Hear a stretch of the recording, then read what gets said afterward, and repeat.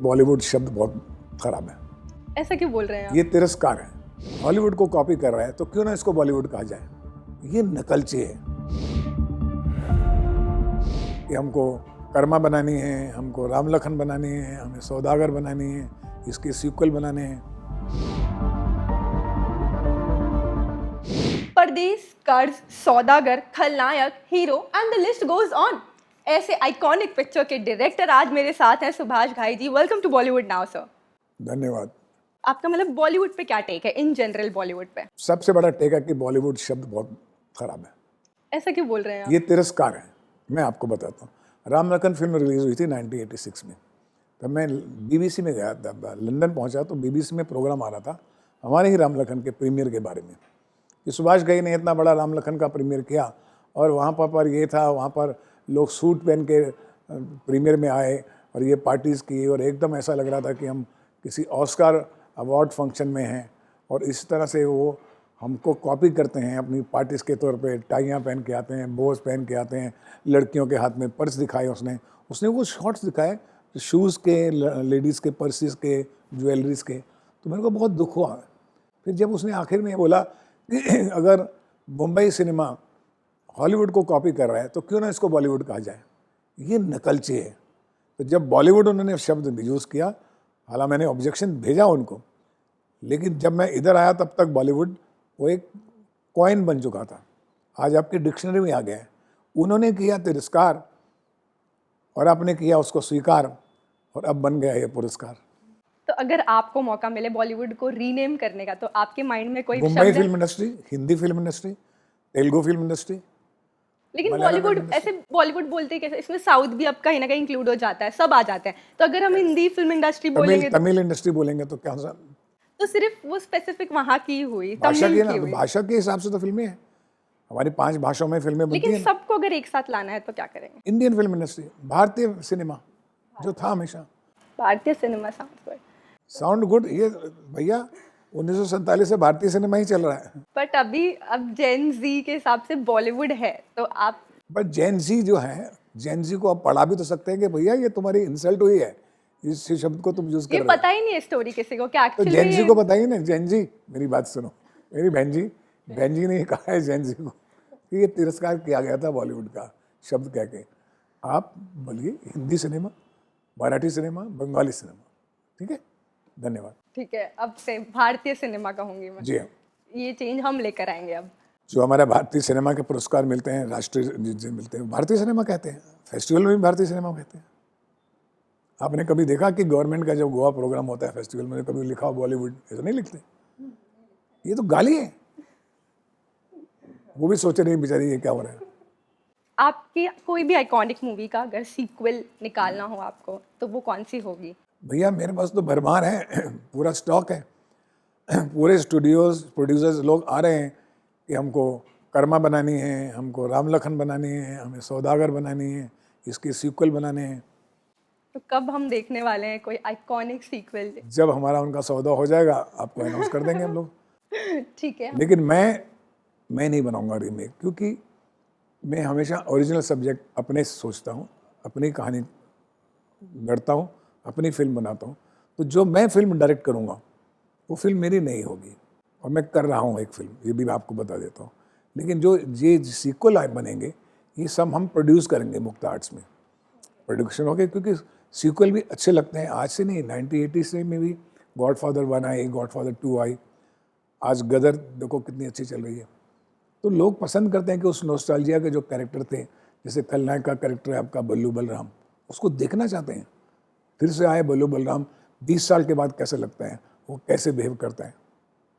जैसे तारा सिंह के बारे में आज बात कर रहे हैं ना लोग।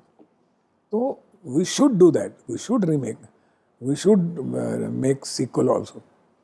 लेकिन मैं जो है एज ए डायरेक्टर, मैं ओरिजिनल बनाना चाहूँगा, कुछ नया संदेश, कुछ नई बात। जिसकी सबसे ज्यादा चर्चा हो रही है जानकी, उसके बारे में ही जानना चाहूंगी कि क्या है ये जानकी? जानकी हमारी सीता माता का नाम है। जानकी एक लड़की का नाम है, आज की लड़की, 2023 की, 2024 की, जो एक घर में पैदा होती है।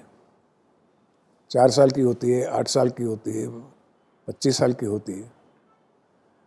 और वो लड़की अपने जीवन की लड़की होने का सवाल उसके सामने आता है कि मैं बेटी हूँ और मेरे इस भारतीय समाज में बेटी का क्या स्थान है।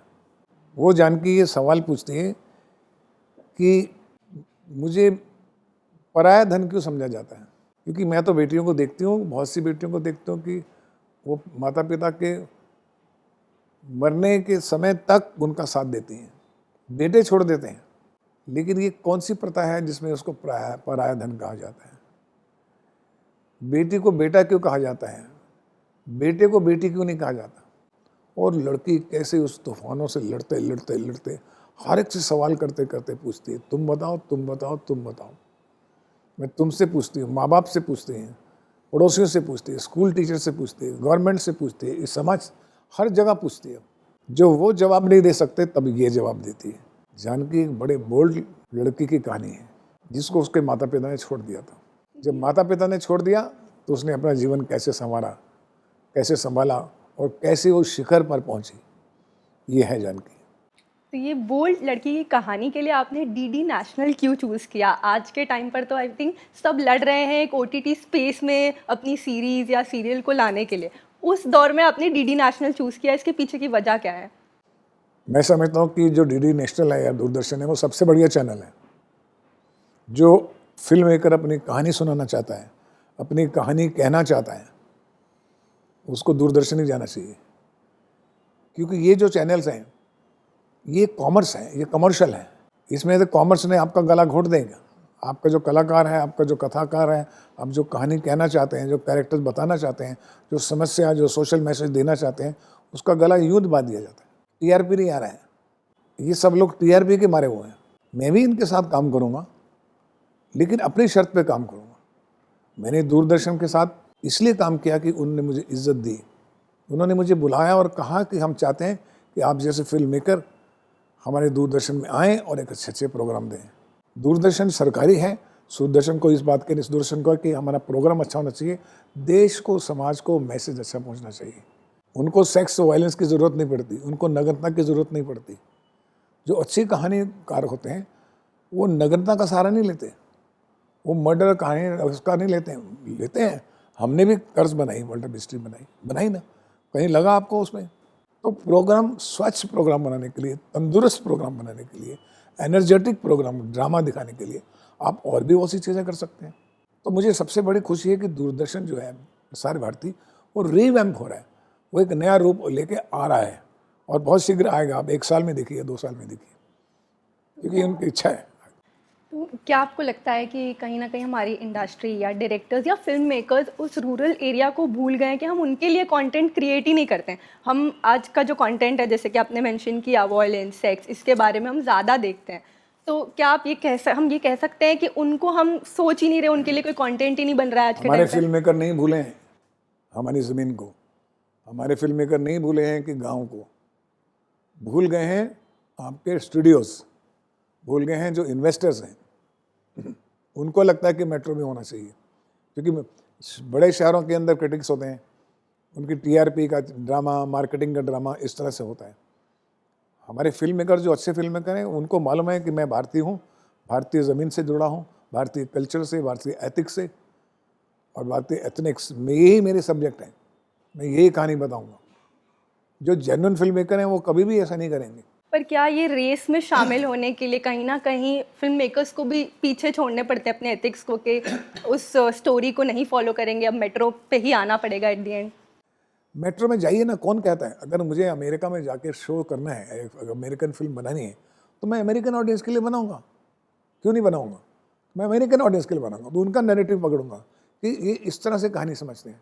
लेकिन अगर मुझे अपने भारतीय लोग हो तो मैं भारतीय लोग ऐसे समझते हैं। आज फिल्म जो गदर चल रही है, गदर में मजदूर से लेके राजा तक फिल्म देख रहे हैं, छोटे से लेके बड़ा आदमी देख रहा है, हर बंदा फिल्म को देख रहा है। फेस्टिवल मनाया जा रहा है, सेलिब्रेशन की जा रही है। Cinema is a celebration, commercial cinema is a celebration.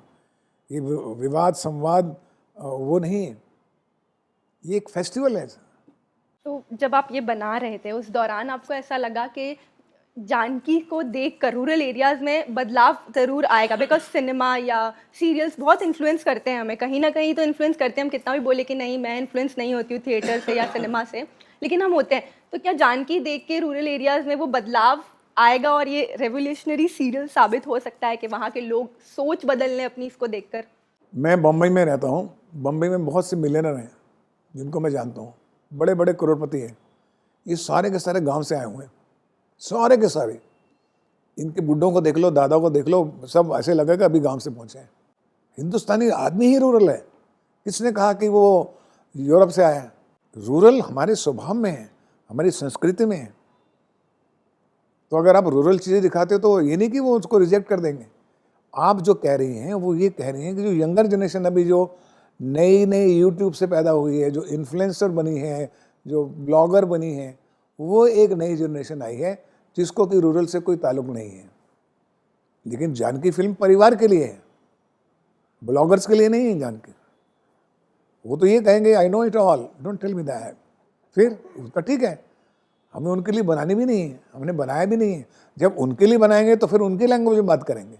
जैसे मैंने कहा ना कि अगर अमेरिका के लिए मैंने फिल्म बनानी है तो मैं अमेरिकन लैंग्वेज करूँगा, यंगस्टर के लिए बनानी है, मेट्रो के लिए बनानी है, तो उस तरह की जो टारगेट ऑडियंस होती है उसके हिसाब से एक कथावाचक या कहानीकार उसी तरह से उसकी कहानी बयां करता है उसको।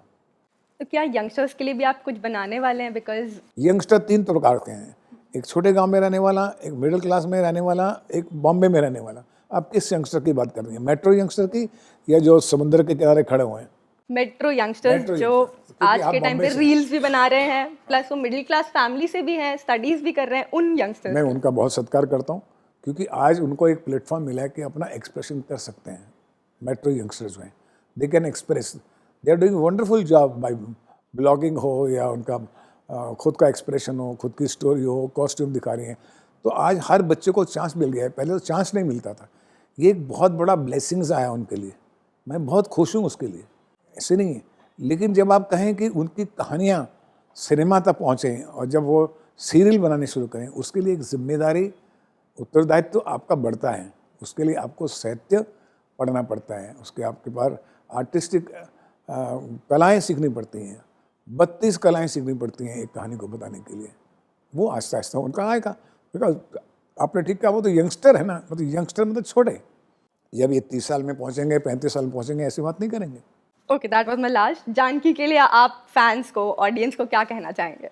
मैं ये कहना चाहूँगा कि ये हमारा पहला प्रयत्न है और पहली बार हम टेलीविज़न शो लेकर आ रहे हैं दूरदर्शन में, डीडी नेशनल पर, चैनल 114 में। आप ज़रूर देखिएगा और मुझे बताइएगा कि ये कितना और इम्प्रूव हो सकता है, क्योंकि हम ज़िंदगी में सीखते हैं, नए नए प्रयोग करते हैं, नई चुनौतियाँ लेते हैं। तो ये चुनौती मैंने भी ली है, मेरी पूरी कंपनी ने ली है, मेरी टीम ने ली है। हमने पूरा भरसक प्रयत्न किया है कि जो जिस स्टैंडर्ड से एक कहानी बतानी चाहिए उस स्टैंडर्ड है या नहीं है। धन्यवाद।